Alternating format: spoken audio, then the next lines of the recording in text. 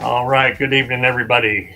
Welcome to the God Squad Pod, where we shine the light on the fundamentalist fuckwittery running rampant in America today. My name is Dylan Ebercruz, the tattooed theologian, and I am joined by my friend and special guest, Matthew DiStefano, who is filling in for the December Rose while she is across the pond on another continent doing things. Matt, say hello to the fine folks. How you doing? Yeah, what's up? I'm okay. How are you? It's another day in America. I've been playing a lot. I've been playing through The Last of Us again, just to reacclimate with what the post-apocalyptic world may look like. Okay. I don't know if you've played that game. I have not seen that. It's a show on HBO, right? Yeah, adapted from a video game. Okay. So it's adapted from a video game. I did not know that part. Yeah, it's fantastic. I'm writing a whole damn book about it, but I mean it's very apocalyptic literature always kind of shines a light and a mirror on current situations, and it seems apropos, right? Yeah. Well, speaking of apocalyptic literature, in a few weeks, we're going to have on the show Dr. Greg Carey to talk about, and he is a New Testament scholar whose area of expertise is apocalyptic literature, and he has a new book that just came out about the book of Revelation. So he's going to be on the show sometime in November, and I need to read his book. It's over there by my chair. It's over there somewhere. Yeah, it's over there. It's called. It's covered up with other stuff. I can't even tell you what the name of it is right now. But it's about Revelation and all of that kind of thing. So that should be an interesting conversation. Which we just missed another rapture, I hear, Dylan. I know, right? I think I did this thing on a website that said that could calculate how many raptures you missed in your lifetime. And I was well into like 40 something. Wow, congratulations. Yeah, I've been left behind 40 something times. I'm sure that what was his name? Timothy LaHaye. Tim LaHaye. Yeah, Tim LaHaye. And what was the other guy's name that helped him write those ridiculous books? Oh Christ. I can't remember. Kirk Cameron? No, I'm just kidding. He acted in some of the what I will loosely define as the movies. Jerry Jenkins, is that who it was? Jerry Jenkins, that's right. Yeah. And back when those books were in their heyday, I was still living, walking, and breathing in the realm of fundamentalist fuckwittery as a Southern Baptist who couldn't be good enough to be taken when the rapture happened. So I never read them because the idea of the rapture scared me witless. Kind of like, because I had rapture anxiety until I was like 30 years old, y'all. I'm not even remotely joking. Because of what, the dispensationalist teaching that I grew up with and all that stuff. So very grateful to be extricated from that foolishness and all of that. But news newsworthy stuff this week. Sure, most of y'all or some of y'all have seen what the Politico report about the young Republicans and the young Republicans. All that locker room talk. All those kids just engaging in some jokes and some locker room talk. Kids and some shenanigans. Yeah. And the things that they said were vile, so I'm not going to repeat them here. But they were praising Hitler and promoting rape and the kinds of things that Nazis did during the Holocaust and making jokes about those things. And then at the very end, it said, if this ever gets out, we're going to be cooked for real, for real. For real. And then J.D. Vance, the eyeliner enthusiast who is apparently the vice president of the United States. Old smoky eyes. Yeah, thanks to Peter Thiel, went on the news and called the reporters who ran the story scumbags for reporting on this very newsworthy item, and then said that he didn't think that these kids should have their lives ruined by making some jokes, and that we have, when he was growing up, he didn't have social media this way, and he said some stupid things. I said some really stupid shit when I was that age. I was a fundamentalist. Of course I said stupid shit, right? But I didn't say things like, I love Hitler. Yeah, he's and the age range of these boys, or kids as he called them, because some of them were women, was 24 to 35. Yeah, in the young Republicans, you can go up to 40. You can go up to 40 as a young Republican. And some of these guys were endorsed by people like Representative, what's her name? Stefanik from New York. Elise Stefanik. Yeah. Yeah, Elise Stefanik. Yeah. My daughter's namesake. Trust me, my daughter is much cooler than Elise Stefanik. Yeah. So, if the vice president of the United States isn't going to condemn literal Nazi rhetoric, that can only lead me to think that he's on board with it. Yeah. And I mean, he did say they're eating the pets. He spread that lie about Haitians eating pets. I mean, and he's in bed with Peter Thiel, figuratively, as far as I know. I mean, maybe they're, you never know. We'll have to check. Grindr. Yeah, it's just so telling that, he had to bring up some shit some other Democrat said in a private chat, and it's like, why can't you just come out and be like, we condemn this through and through, and that's it. Like, just, we condemn this. This has no business in our like, if you want to be taking down the temperature, which all these politicians talk about all the time, you have to condemn your own. Jesus said to sweep off your own porch, and I think that can apply here. And all these people claim to be Christians. You should be at the forefront of showing America how you behave like a Christian. You don't demonize and scapegoat anyone. You say, look, we condemn this. This is racism. This has no place in our party. But at least say it. And then move on. Like, we know you don't believe it, but but you can't even do that. You can't even fake it, which it's like, again, if you can't condemn it, I mean, the only thing we are left to do is assume you endorse it. Right. That's right. Because there's no middle ground with Nazis. No. There's just not. There's no both sidesism here. No. And we already know that Vance is in cahoots with Peter Thiel, and Peter Thiel is in cahoots with Curtis Yarvin. And they both think that democracy is incompatible with what they want to do. And so it probably is, because what they want to do is probably fucking evil. Oh, it is absolutely evil. They're techno-fascist, and Vance is in cahoots with those guys. And Vance will do anything for power.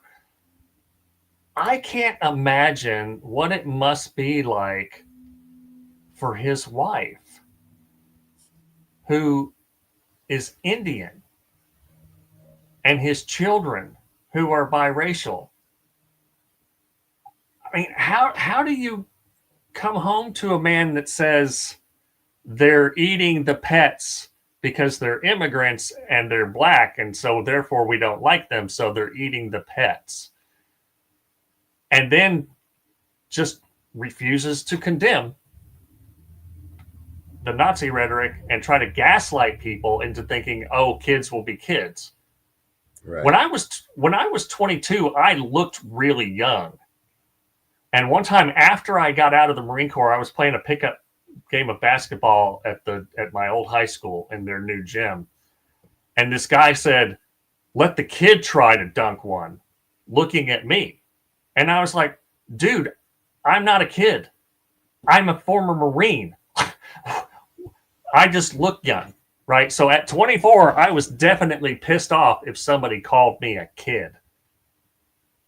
And at 35, you're out of your damn mind if you call somebody a 35-year-old a kid.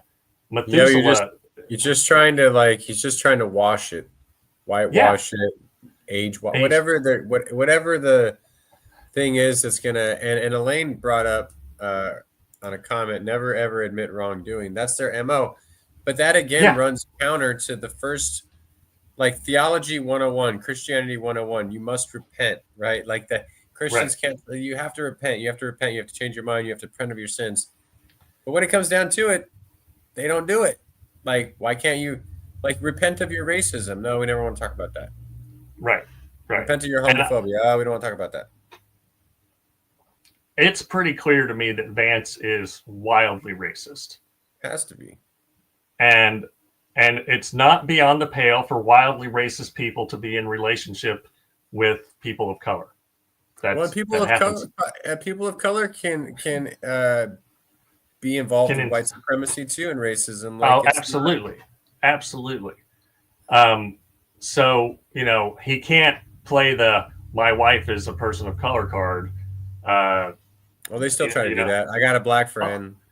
Oh yeah, I have black folk work. I can't be racist. I'm married to whatever. Yeah.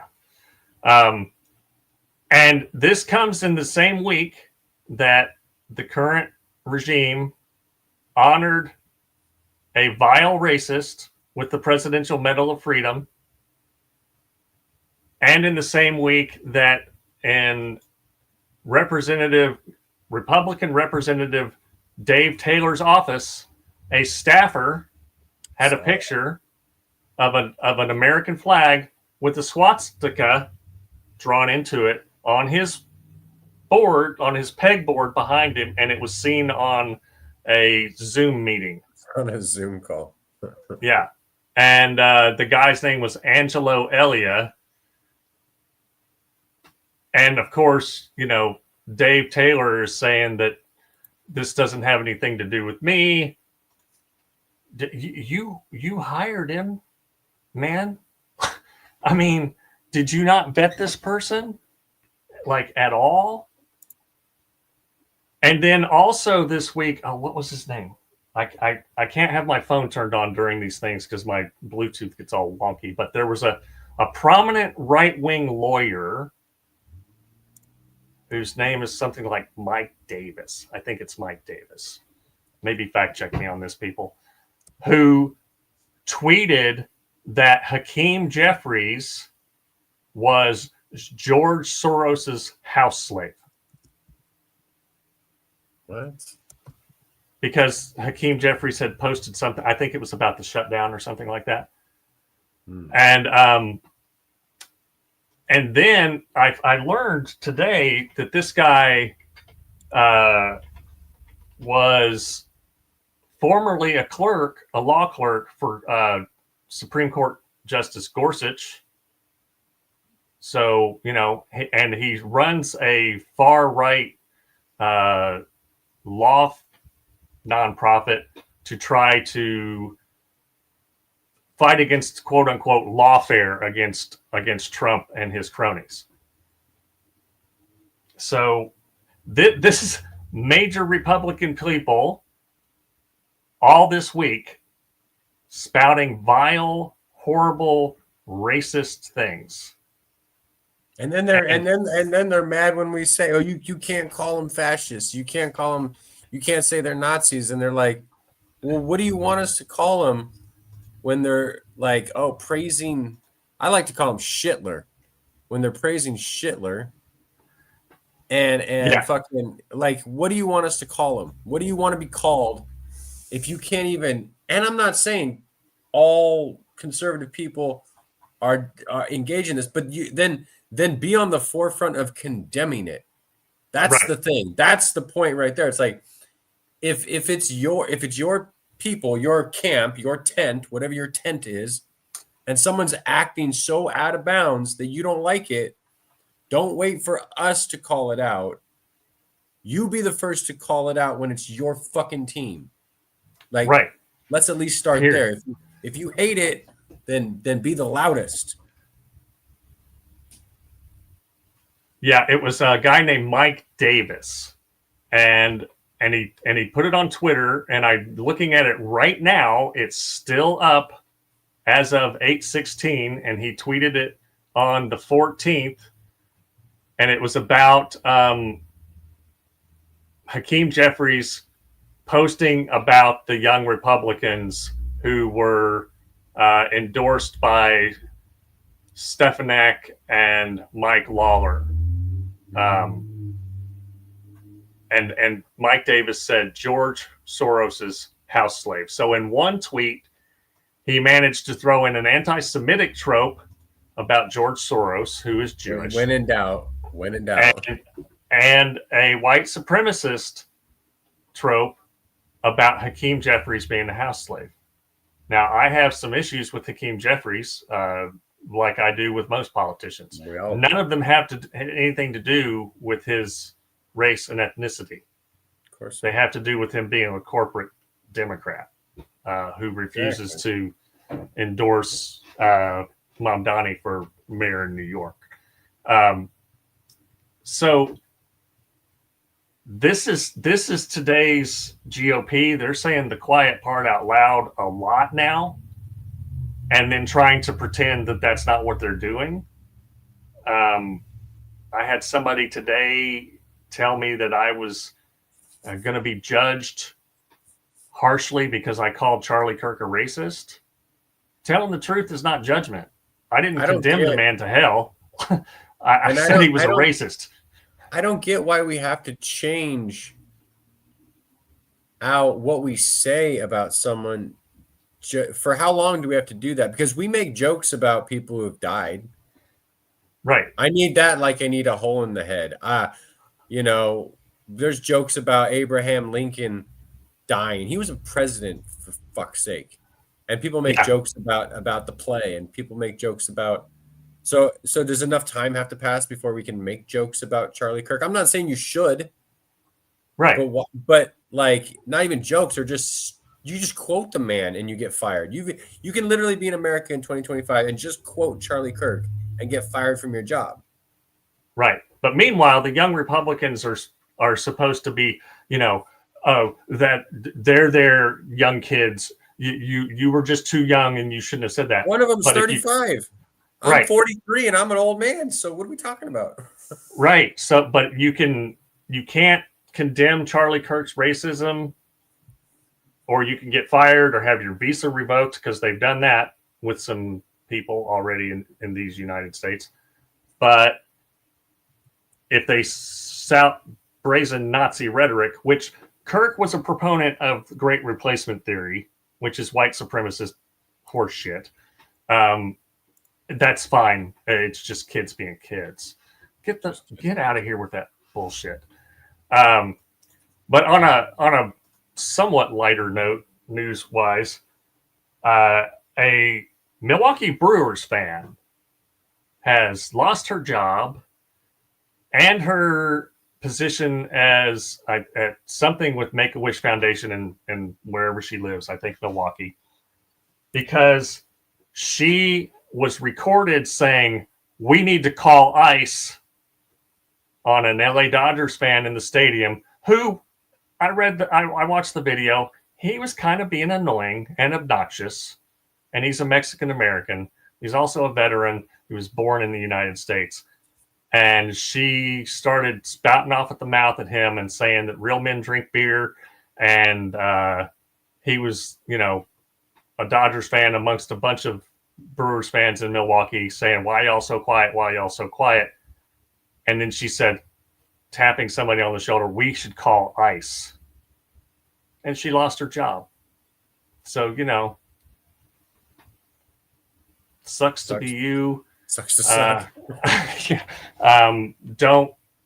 Don't say stupid shit like that. Don't wish for Gestapo types to come in to harm people. They're going to get sued left, right, and center because now they're just being real dumb. Well, these aren't the smartest people. I mean, no, they are not the sharpest tools in the shed. And they're some schoolyard bullies. And some of the mystique is that, when you think about regimes like this, breaking some of the mystique of Hitler, of thinking oh, he's this genius, he's this evil genius. He was a dork with bad breath who probably couldn't get laid too. He's just, these are losers that. Right. Not to diminish them in terms of to take them seriously, but these are also losers too. These are insecure men. These are schoolyard bullies, like you said. And bullies, you can't kowtow to them preemptively. You have to stand up to bullies. That's just the way it is. And these are classic bullies, and they're weak. They're masquerading as strength. And it's a tale as old as time, as uniquely American as this has been. Yeah. Well, in the Pacific Northwest, a woman was playing a clarinet at a protest at a nice facility. She was apparently following all the rules and did nothing wrong. And ICE goons threw her down, dragged her through the mud, knocked her clarinet out of her hand because she played the Ghostbusters theme, and they altered the lyrics, to taunt ICE, right? Yeah. But she was exercising her First Amendment rights. They took her out of the state.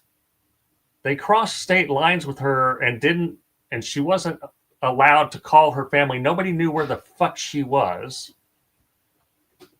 And this is what they're doing. That sounds like trafficking. Yeah. They're not saying what her name is to protect her. But she was moved to Washington State from Oregon. And you're not supposed to do shit like that. Well, there's no due process there. She was just incarcerated and moved to an entire another state. That sounds an awful lot like goddamn kidnapping to me, or human trafficking. But this is SS behavior. And again, you don't want to be called the SS. Don't act like the SS. Right. This is real fucking simple. There are definitions at play here. Yeah. And I highly recommend, if people haven't read a couple of books. One, William Shire's The Rise and Fall of the Third Reich. William Shire was a journalist who was on the ground in Germany during the rise and fall of the Third Reich. He reported on it, and then he wrote this massive book about it. And then there's Robert O. Paxton's The Anatomy of Fascism. And Paxton is a historian of fascist movements, and he wrote a book, and he's like, it's not just what they say, it's what they do. And then he goes through 5 stages. Mm-hmm. And in 2021, after the insurrection, he said in a Newsweek op-ed, I have hesitated to call Trump a fascist until now. And this was 2021. And he is an expert on the subject, as are Timothy Snyder, Ruth Beth Guyot, Jason Stanley, shit, I'm forgetting a few others, but they're authoritarianism / fascism experts, and that's what they're calling this regime. Yeah. So that's what we're dealing with. And another indication is the arrest of political opponents, or the indictment in this case of political opponents. Didn't someone else get recently indicted? We know Letitia James got indicted. John Bolton was indicted today. John Bolton was indicted today. That's right. And the reason,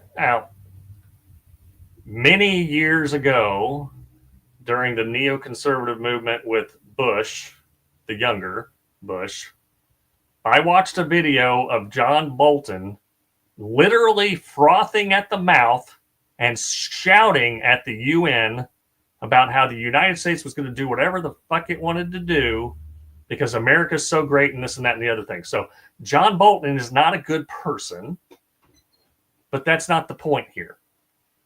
When he was part of the Trump administration previously, he left because Trump was doing stupid shit. And then he started to become a vocal critic of the Trump administration. Mm-hmm.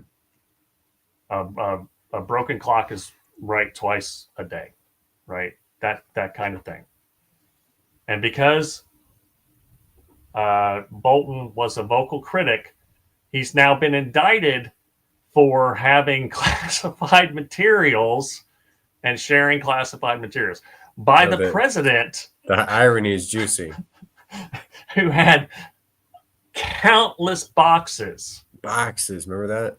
Boxes and boxes. If in case y'all forgot because of the news cycle, just stacked up in the bathroom at one of the bathrooms in Mar-a-Lago. It's wild. And an administration whose top officials were sharing classified information on a Signal chat with a reporter who didn't have a security clearance for that kind of information. In case we forgot. So he's now indicted Bolton, Letitia James, and James Comey. And we all know why. I know this ain't how it works. And Dylan, the tattooed theologian, you can confirm this. But Trump's right. He ain't getting into heaven. I know it's not how it works, but he might be right on that one. I mean, if we're gonna go with Paul, and I was just reading the fruits of the flesh and the fruits of the spirit right before I came on here. Yeah, and apparently Trump is really concerned about this, and Sean Feucht, who has been a 2-time honoree of the Fundamentalist Fuckwittery of the Week on this show, has said, he could be every week, has said that he hopes that there's going to be a public baptism, I think on the White House lawn. No, there ain't no way. There ain't no way, because you know what Trump would look like? He would look like Gollum in the cave with that hair. There ain't no way Trump is going to let his hair get wet. There's no way, because imagine what his hair looks like out of the shower. There's no way Trump's going to allow us to see that. Well, that's what Sean Feucht would like to see, a public baptism on the White House lawn, if I'm remembering correctly. Let's see what your hair looks like when it's wet. No, he ain't going to let it. No, we saw that picture on Time Magazine, and he was spiraling out of control. Oh, yeah. Yeah. I mean, look, I try not to comment on people's appearance. Because but he won't allow it.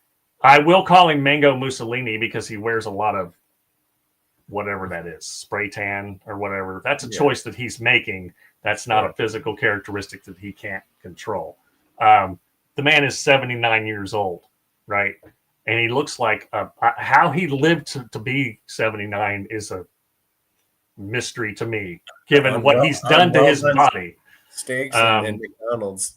Yeah, all the fast food and all the Diet Coke and reported Adderall addiction. That's just been widely reported that he's addicted to Adderall. Trump is clearly concerned about his failing health, Oh, he's got to be, man. Everyone comes to face with their mortality, my man. Yeah. Even authoritarians.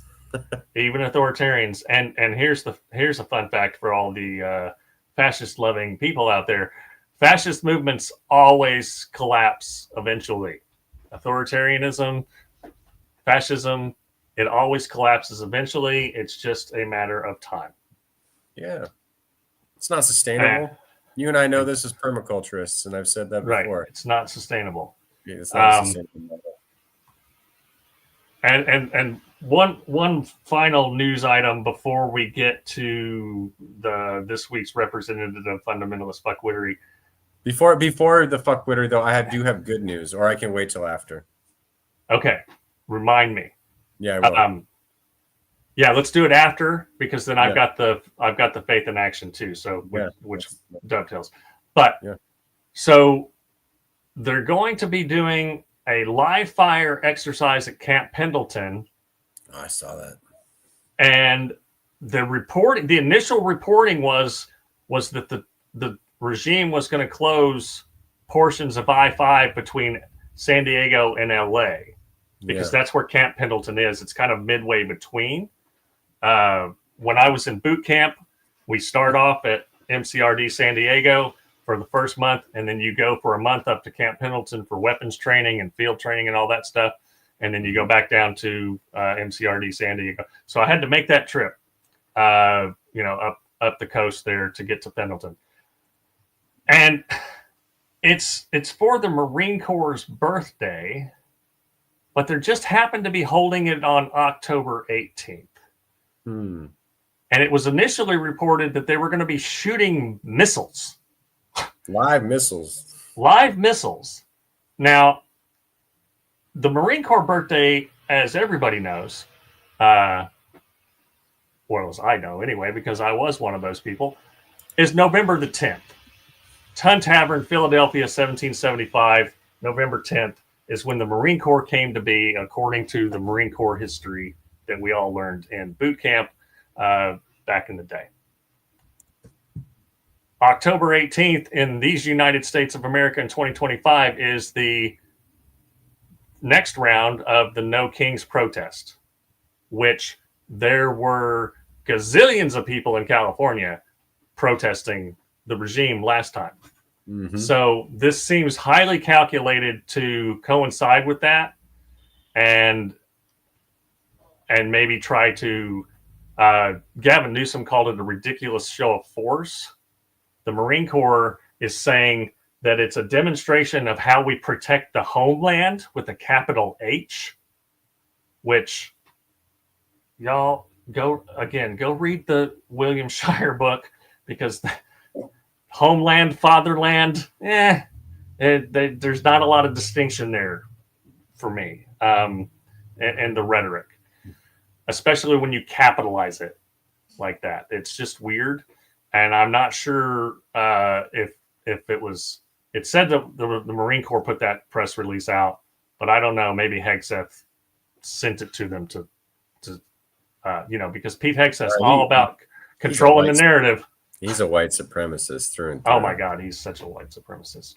So there's this big amphibious assault exercise that's going to be happening, and they're going to broadcast it on November 9th on the White House channel, some White House channel thing. I didn't even know that was a thing. I think it's called Fox News. Yeah, this is a specific, I mean, for real. But even Fox News refused to sign Pete Hegseth's stupid ass, thing. And so now all of the reporters have now left the Pentagon. Which because is wild. When you got all the media agreeing, like even Fox News, it's like, hey, credit where credit is due, I suppose. Yeah, I think only One American News Network was the only one that signed. Newsmax or something, or maybe one. Yeah, it was one. It was either Newsmax or One American News, but the One American News is not news. It's blatant fascist propaganda. Yeah. So it is of no surprise to me. And Gavin Newsom said there was no coordination about because the reporting was that there were going to be missiles fired over the freaking highway and that the federal government was going to shut it down. And then he was like, they're not talking to us, so maybe I should shut it down. And now they're saying that it's not going to be shut down, but it's not a coincidence that this is happening on the 18th. In my, of course not.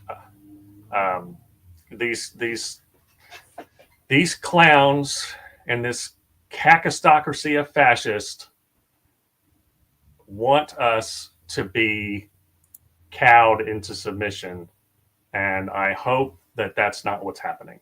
And I think that there are going to be millions and millions of people in the streets. We're going to find out on Saturday.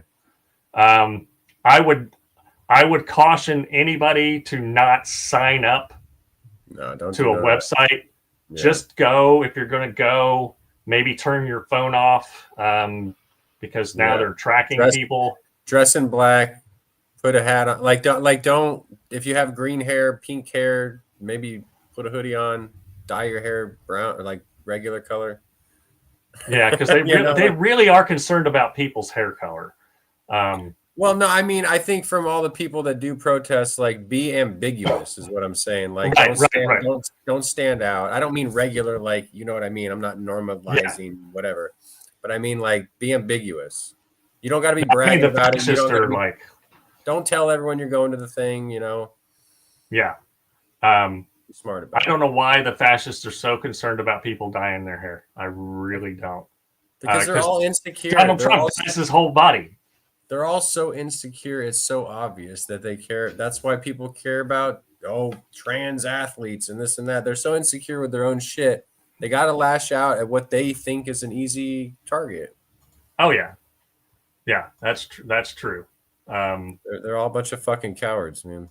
They watch Star Wars like these goddamn rebels. Like they like I know. It's like, did you guys root for the peacekeepers in the Hunger Games? Like, is that what y'all knuckleheads did? Like, Sauron had a good point. He's just trying to make Mordor great again. Yeah, Palpatine he was just misunderstood. Just misunderstood. His intentions. There you go, Claire. Wear your inflatable frog costume. Exactly. Yeah, that dude's hilarious. I heard he was like, I think it was a Mexican dude. He was like, he's the guy who got sprayed, right, with the pepper spray. Yeah, they he was like, intentionally sprayed it. I've had hotter tamales. Nice. That's fantastic. I don't know if it's a fake quote. It could be. Everything's fake on the internet these days, but I laughed at least. I saw him talk, and he didn't say why he was doing it. It was fantastic.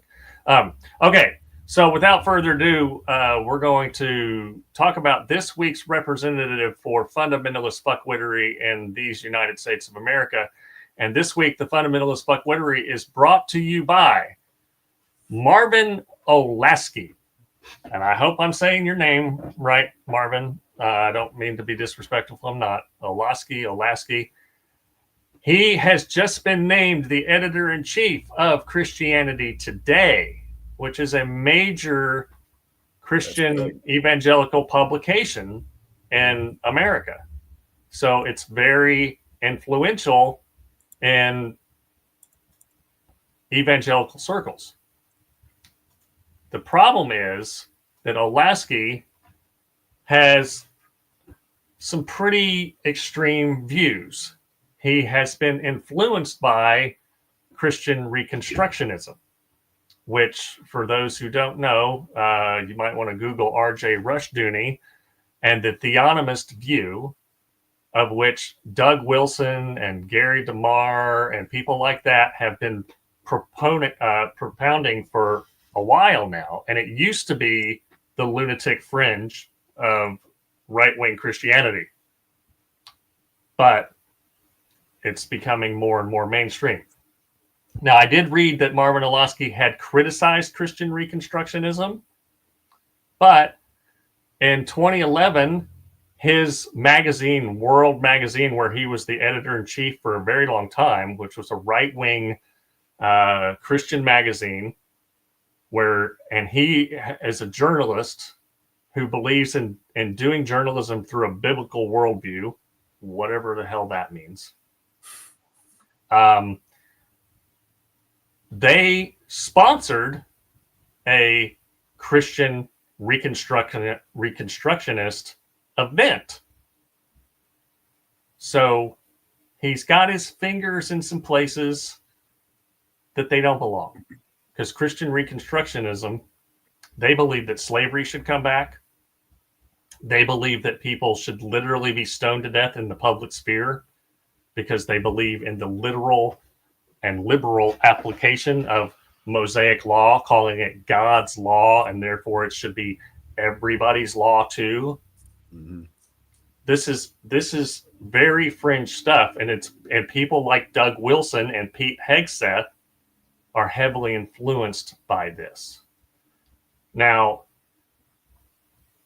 one of the reasons why Olasky is this week's representative is because he publicly outed a pastor's son after going through this pastor's son's Twitter feed. And the pastor's name is Fred Harrell, and this is what he had to say. When I led our church to become fully affirming of LGBTQ people, Olasky, then at World Magazine, wrote a piece about us and outed my son even after I begged him not to. He combed through my son's Twitter feed for evidence and published it anyway, Harrell wrote on October 13th on Facebook. Despite whatever theological views one holds, no parent should ever have to make the call I had to make that day to tell their child that a Christian publication has just revealed something so deeply personal to the world. It was one of the most painful phone calls I've ever had to make, knowing that now every relative with World Magazine sitting on their coffee tables would learn something sacred and private about his life. It was honestly about as wicked as it gets. Outing somebody publicly like that is cruel and dangerous. It is a violation of dignity, privacy, and love. It's the kind of homophobic evil that drives LGBTQ people away from the church and fuels the epidemic of depression and suicide among queer youth, all to sell a few more magazines and increase circulation. Christianity Today, this is the kind of person you just hired. The harm is real. Who else has he done this to? Who else will he do it to? If the church is ever to reflect Christ's heart, it must reckon honestly with the harm it has done and stop empowering those who perpetuate it. Now, Olasky is part of Presbyterian Church of America, which is the hyper-Calvinist conservative wing of the Presbyterian Church in the United States. And they believe that the government is in a covenantal relationship with God. The Calvinist tradition sees civil governments as well as individual citizens under covenant obligations to God. So this is the guy that Christianity Today just hired. And he was well known for coming up with the idea of compassionate conservatism. And he ended up being an advisor to George W. Bush with his faith-based initiative stuff. And he wrote a book about called The Tragedy of American Compassion. And it was found by Newt Gingrich.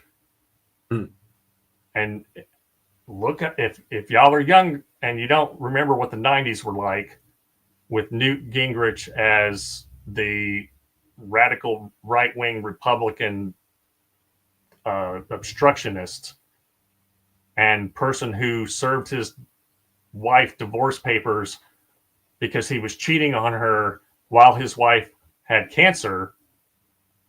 That Newt Gingrich said family values Newt Gingrich. I can't hear you, Matt. What's happening? Can't hear me? Weird. Huh. Well, can you hear me? Okay. I'll keep talking, then maybe we'll sort this out. That might be my earbuds. Who knows? So the tragedy of American compassion. So he basically supports the idea that the government shouldn't be helping people. Churches should be helping people. And I get it. Churches should be helping people, right? Mm-hmm. But Matthew 7:12 says, in everything that you do unto others. We have the capacity as taxpayers to allow our tax dollars to help the vulnerable. And not everybody's a Christian. Not everybody's going to go to a church for help, because people like Marvin Olasky might out them or whatever. I can hear you now. I accidentally hit the mute button. So Marvin Olasky he's pro free enterprise and capitalism. He thinks that that's the Christian position. That's not found in the Bible. He belongs to a church that thinks that the government should be in covenant with God. That's Christian nationalism. He outs people without their consent. That's evil. And now he's going to be the editor-in-chief of Christianity Today, a major evangelical publication. And as my friend Greg Carey, who's going to be on the show in a few weeks about his book, on the book of Revelation, said, this is a 5-alarm fire in response to Olasky being named editor-in-chief of Christianity Today. So for all of those reasons, Marvin Olasky is the representative of fundamentalist fuckwittery this week. And, I've never read his books. I read some of his stuff on Substack today. He wrote an article about should we care about the Epstein files, but I read the whole thing and he never said if we should or not.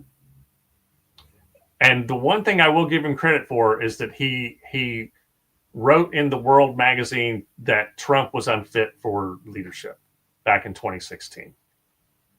But again, a broken clock is right. Yeah, that's a low bar, but you got to be. That's a real low bar. You got to be a special kind of asshole to out someone. Why you got to out someone like that? No matter what you think about the issue, why you got to be that person? Why you got to be that guy? What about it? What about Jesus makes you think, oh, I got to do this now. I got to go through this guy's Twitter in the name of the Lord. Right. You want to be the editor of some big major Christian magazine that you're putting your faith out there. And so you should be held to a standard that you would expect others to be held to. And if you had some private information, whether it's right or wrong, whatever you think about it, how do you think it's upon you to share it to the world? How do you think that's your calling by your God? What a waste of your time and resources and just a waste of this God-given life that we have to go out someone like that. Because why? Because you're insecure about your sexuality, because you're insecure about some other shit, because you got something going on that makes this act that you do makes you feel better about some shit that you don't feel good about. Healthy people don't do that. Yeah. I get it. His story is weird. He grew up Jewish, had his bar mitzvah. A year later, he declared himself an atheist, became a communist, went to Russia, came back, and then had some kind of multi-year epiphany that God did exist, and then became this very conservative fundamentalist. And again, he belongs to the Presbyterian Church of America, which believes in the inerrancy of Scripture. And we don't need to rehash that. It's an absurd argument that a 12-year-old could debunk. But you just don't. It's cruel. It's cruel. It's just cruel. And it's just cruel. So I hope that their readership drops the magazine. I mean, I need to learn more about Russell Moore, who is one of the main people behind that magazine. He's apparently Reconstructionist or Reconstructionist adjacent as well. So I'm going to look into that more. He'll probably be on this segment at some point. But Yeah, just don't do that. There's nothing Christian about that behavior. Nothing whatsoever. But they do have a cruel version of Christianity. Their God can be very cruel, so they. Oh yeah. They believe in the absolute sovereignty of God and all that stuff. And what's the David Bentley Hart quote? Calvinism has it looks nothing like actual Christianity. No, to paraphrase of David Bentley Hart. I'm sure it was more biting and rhetorical. Oh yeah. It's. I mean, if anybody's read any David Bentley Hart, he has his pen is sharper than any two-edged sword, so to speak. So Matt, you got some good news. Let's hear some good news after that nonsense. I got some good news for our friends in Oklahoma. The new Oklahoma school superintendent rescinded the order to teach the Bible in the classrooms. And if we remember that old ex superintendent, he might have been a fundamentalist fuckwit at some point. He is. Oh, he absolutely or this motherfucker. he was one of them. He's been on here before, Ryan Walters. That guy. Yeah. Because he had porn on his computer during a meeting. That's right. And then he resigned. That's right. To become to go work for a nonprofit or something to drive out woke ideology or whatever. Hey man, I might resign if I had porn on my computer too. especially during a live meeting with other people in the building. And you're the school superintendent. This motherfucker. Yeah. So Oklahoma's new school superintendent has rescinded that, and so we have everything seems to be going in this very right-wing conservative. I'm not even going to say conservative. I refuse to even call it conservative because there's nothing conservative about it. I mean, there is things, but they're right-wingers. It's going in this fascistic authoritarian, and every now and then you get something in Oklahoma of all places, not some woke California or Hawaii or New York, but in Oklahoma of all places. Maybe there's still the separation of church and state hanging on by a goddamn thread. Yeah. Now they need to get rid of their governor, Kevin Stitt, and some other people down there. Care Bear says there's a big teacher party here on the Capitol lawn the other day. We're all pretty happy. Well, you should celebrate the victories when you can get them, right? That's right. Yeah. Well, we're gonna segue from that piece of wonderful news from the state of Oklahoma to the Faith in Action segment. And Matt, if you could bring up that link and share the screen. Sure can. This was brought to my attention by Gary North, who sent me an email after I put out a call for stories of Christians behaving like Christians. And I looked this link up, and this is the Clergy Emergency League. And they are doing whatever they can as Christian ministers to be a religious witness at a time when Trump is in office again. So I just want to quickly go through some of their commitments of the Clergy Emergency League. They claim their baptismal authority and ministerial promises to confront sin and evil while trusting in goodness and grace and the transformative power of God. It says that we resist abuses of power by the state against the Christian church, other faith traditions, and all vulnerable, marginalized, and oppressed people. We denounce oppressive systems. We denounce and seek to dismantle all forms of systemic and structural sin, including but not limited to white privilege and racism, authoritarianism, fascism, and tyranny, while working to restore the structures of democracy that allow for constitutional freedoms of speech, assembly, and religion. We preach prophetically. We call Christian clergy and congregations to prophetically preach and teach the gospel of Jesus Christ, recognizing that we must be theological in a political world, hold each other accountable, reclaim public space, And we listen to the least of these. We listen to, stand in solidarity with, advocate for, and activate with the least of these for substantive changes in policy at the local, state, and national levels. This is the Clergy Stress and Resilience in Trump 2.0. The Clergy Emergency League, Resist, Reclaim, Renew. And they're doing good work. So check out their website. If you go to a church, maybe they're part of it, or maybe they could become a part of it. We need Christians to behave like Christians. We need Christians to behave like Matthew 25:31 through 46 Christians, and to stand up to abuses of power.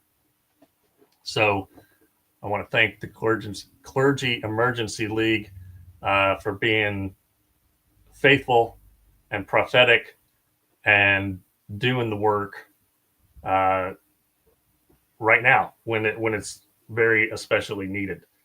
And with that, we'll get to the word on the street.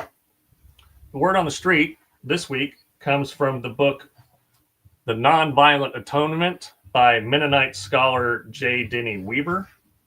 Oh yeah, I've talked to him a few times. Have you? Nice. Yeah. I had to read this in a class on nonviolent theology that I did as a directed study.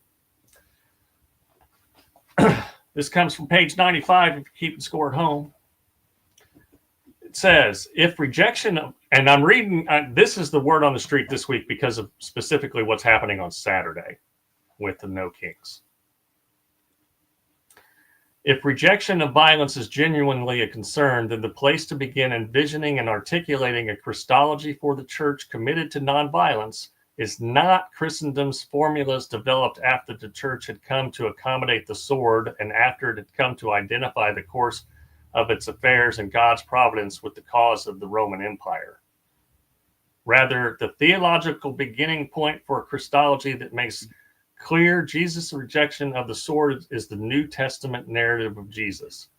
It is here that one finds such things as Jesus' teaching about loving enemies, his challenges to the wealthy, and his concern for the poor, his acts and teaching that raise women towards equality with men and raise the status of racially mixed Samaritans, his nonviolent confrontation of oppressive structures and conditions, his chastisement of Peter after he hacked off the ear of the high priest servant, and ultimately his nonviolent confrontation with death. And he says in the beginning, in the introduction on page 9, one specific point to make clear about nonviolence is that it does not resist is that it does resist violence in any of its forms. The question is not whether nonviolent Christians should resist, it is how Christians should resist. So if you are a Christian and you happen to be listening to the God Squad pod, nonviolently resist, because it's gonna take millions and millions. And that resistance can look like absolutely lampooning these fascist nitwits with frog costumes, or shouting white flower instead of white power, the way some Germans did when a Nazi rally took place in their town, and then they threw flour and glitter all over them. I like glitter. Glitter would be good. I like the people that are playing the Imperial March from Star Wars. Yes. Yeah. See, that kind of thing, that's brilliant. Brilliant stuff. Or playing the Ghostbusters theme and making alterations to the lyrics to highlight what's happening. I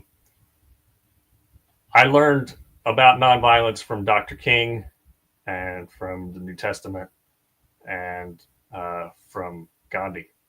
And it takes courage. And I hope that I have it if it comes to that. And I hope that other Christians do as well. So yeah. And Elaine that says is the word on the street. Many other countries are joining on Saturday in solidarity. Good. That's right. There are, I think, 18 Good to hear. other countries that are going to hold protest against the trans regime. And to hear Trump tell it, he's so popular everywhere. But this shows that he's not, and neither is what they're doing. As Heather Cox Richardson, the historian, points out repeatedly, Project 2025, only 4% of the people who knew about it wanted it. Of the American people. Well, it's here. It's here. It's very unpopular. So we have to make that unpopularity be the thing that brings them down.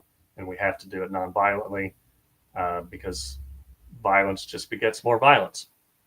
So that's the word on the street. Check it out. The Nonviolent Atonement by J. Denny Weaver, professor of religion at Buffalo College. I don't know if that's still the case, but it was at the time of this writing.